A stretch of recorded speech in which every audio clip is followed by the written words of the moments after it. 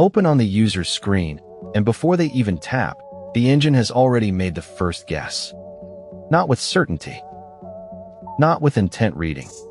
With probability. The first line is your hook.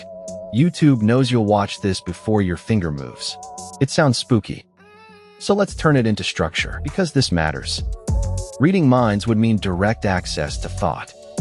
Predicting a click means something else. The system has learned from every prior action, and it now estimates which short path in a sea of videos is most likely to be chosen. Let's test the phrase. You come back at 9:13 p.m. You stop because there is a tiny amount of free time. You haven't typed a query. You haven't searched. You just open a familiar app and scroll. The first card appears before you consciously decide what genre you want. That first card is not a fortune teller. It is a ranking output. The ranking stack is usually at least 3 stages. Stage 1 builds a candidate set. What families of videos even deserve attention for this viewer right now? It uses history, session context, and timing signals. Stage 2 scores these candidates for expected watch value. How long? How likely completion? How likely return? Stage 3 applies policy constraints, safety filters, freshness limits, diversity gates, and business rules. Only then the shortlist shows up on your screen. So the prediction before action part is literal.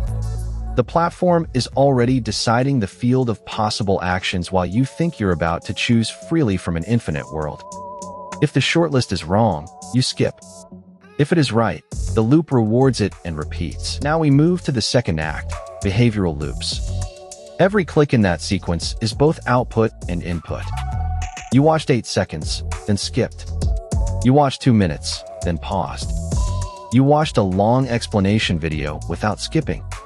Each action updates feature counts, engagement history, confidence scores, and exploration versus exploitation preference. Here is the loop in one line.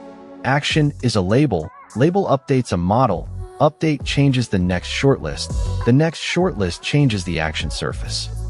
People call this autoplay behavior, but that phrase hides the economics underneath. Economics is not evil by itself. It is the objective function. If the main objective is watch time, then every minute you stay is a reward. If the objective shifts toward completion quality, satisfaction, or return value, output changes too.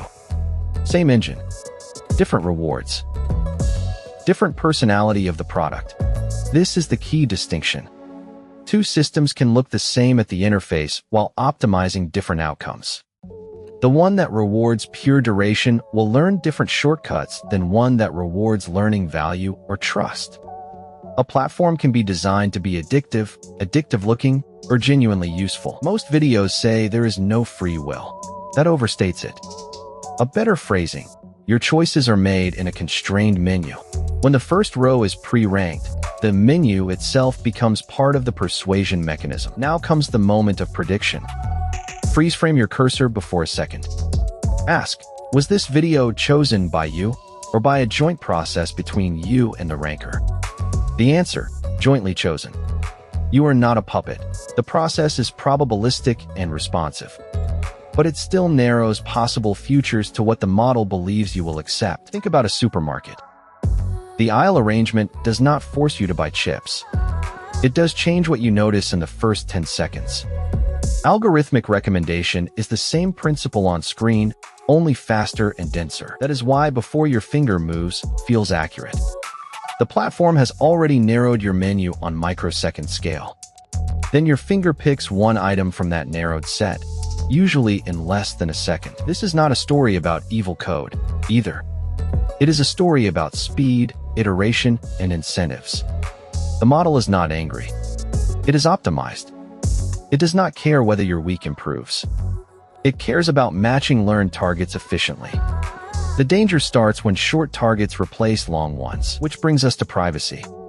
Every behavioral signal used in prediction can be a behavioral marker. Pause length, late night sessions, device switching, language shifts, emotional pacing. On its own, one signal is weak. Across time, signals become a fine-grained portrait. At scale, the portrait is no longer only, I like cooking. It becomes, I usually search when stressed. I watch late-night conspiracy videos when tired. I pause at specific parts before quitting.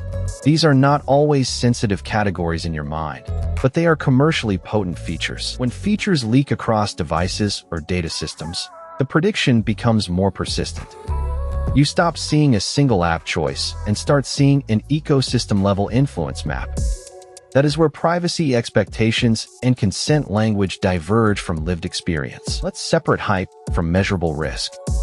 Hype says the platform reads your soul. Measurable risk says repeated ranking can bias future choices by overrepresenting behavior clusters and underexposing alternatives. Hype overpromises certainty. Risk is structural and provable in data logs if you have instrumentation. The practical implication is simple. The model predicts the next move, and your behavior then confirms it. The more coherent the behavior, the faster the prediction. The more diverse your behavior, the noisier the model becomes. So how do you regain control without rejecting technology? Start with a 60-second protocol. Step 1. Open a session with a manual search query before scrolling. Step 2. Watch your autoplay chain. If it repeats a narrow pattern, manually exit it. Step 3. Once per month, audit your history categories and clear one high-intensity cluster. If you are a creator, optimize for completion quality and revisit value, not just retention spikes.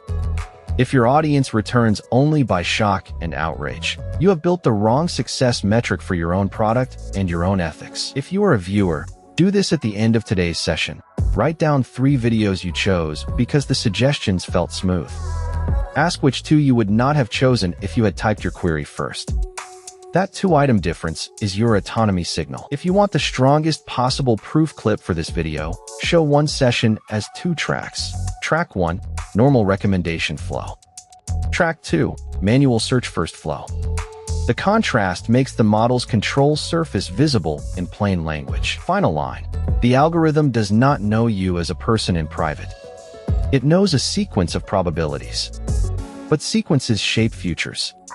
And if the future is continuously scored for convenience, choice begins to look like prediction plus habit. That is the real line. It is not, you are being controlled. And it is not, nothing matters. You still choose.